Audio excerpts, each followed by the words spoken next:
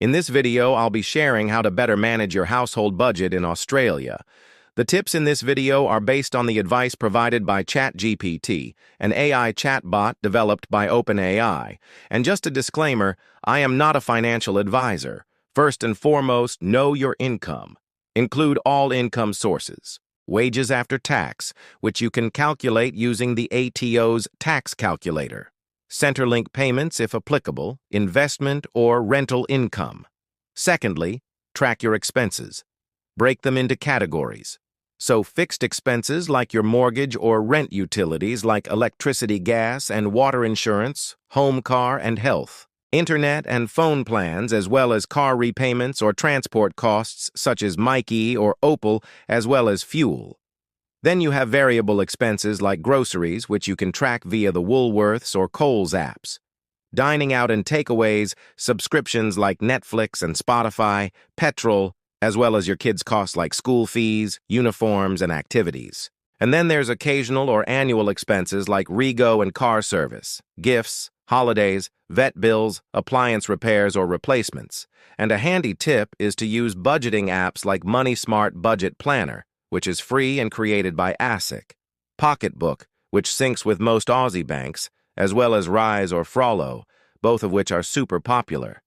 Thirdly, set a realistic budget. Use the 70-20-10 rule as a guide, which means 70% of your budget goes towards needs like rent, groceries, and bills. 20% goes towards savings and debt repayments, and 10% towards wants like dining out and entertainment. However, feel free to adjust these percentages to suit your own needs and priorities. Fourthly, reduce your costs.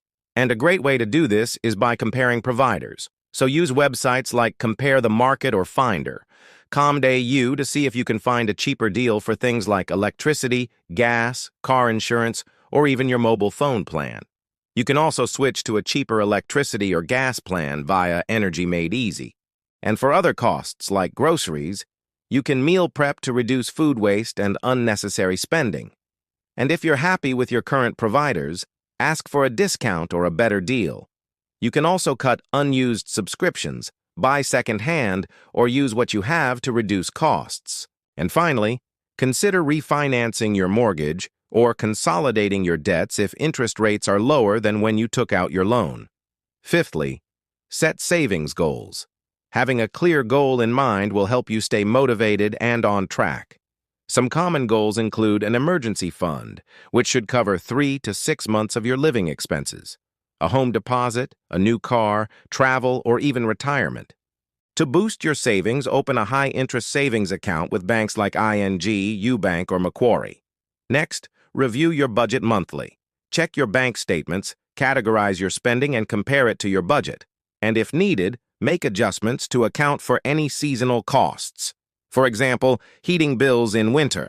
Involve your partner or family so you can work together to achieve your financial goals. And finally, use the right tools. Spreadsheets are great if you want more control and a detailed view of your finances. There are also budgeting apps which are handy if you're on the go. And for those who prefer a more visual and hands-on approach, you can use envelopes or jars to allocate cash for specific categories.